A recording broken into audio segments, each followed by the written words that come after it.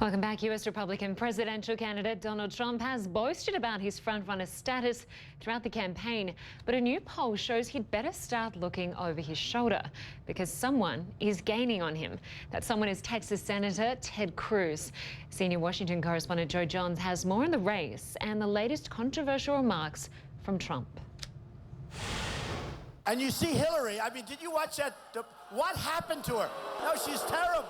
Donald Trump unleashing yet another tirade against Democratic frontrunner Hillary Clinton at a rally in Michigan. Hillary, that's not a president. The billionaire coming under fire for using an R-rated derogatory term when referring to her 2008 defeat by Barack Obama. She was favored to win, and she got schlonged. She lost. I mean, she lost. And weighing in on her much-discussed bathroom break from Saturday's debate.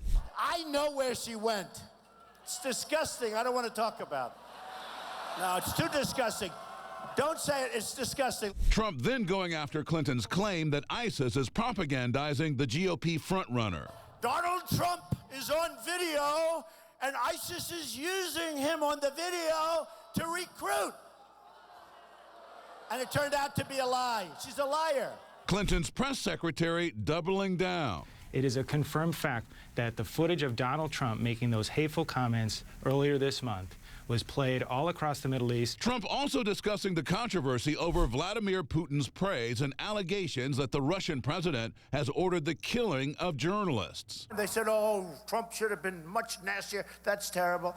And then they said, you know, he's killed reporters. And I don't like that. I'm totally against that. The GOP frontrunner then reconsidering. I would never kill them. I would never do that. Let's see. No, I wouldn't. But I do hate them, and some of them are such lying, disgusting people. Trump continues leading in the latest national poll, but Texas Senator Ted Cruz is closing in. The rest of the GOP field making the rounds in the battleground state of New Hampshire, where Trump rival Jeb Bush again went on the attack. This is not a serious man that has serious plans. That was senior Washington correspondent Joe Johns reporting there. And in a tweet from the Clinton camp, they had this to say about Donald Trump's comments. We are not responding to Trump, but everyone who understands the humiliation this degrading language inflicts on all women should. Let's get more from CNN politics reporter MJ Lee, who joins us now from New York. MJ, this really was a really crash turn of phrase by Trump, but this, of course, is not the first time he's been accused of talking in a derogatory way about women.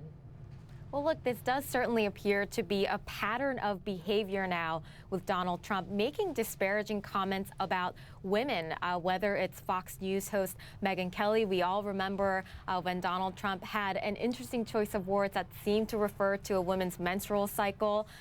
He has gone after Carly Fiorina, one of his rivals, and her physical appearance. He has openly gone after actor and comedian Rosie O'Donnell for her physical appearance as well. So this is something that we have seen from Donald Trump over and over again since he has become a presidential candidate.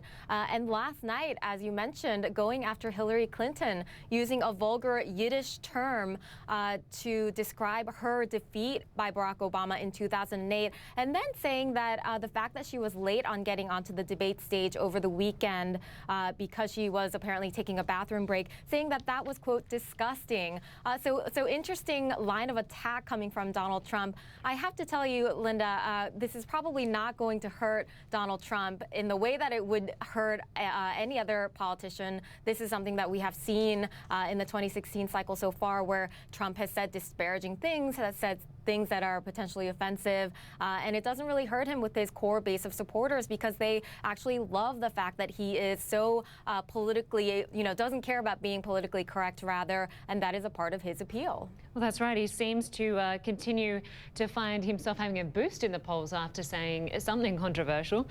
But the latest opinion poll out seems to show that Ted Cruz is gaining on him. That's right. The GOP primary race seems to be becoming a two-man race.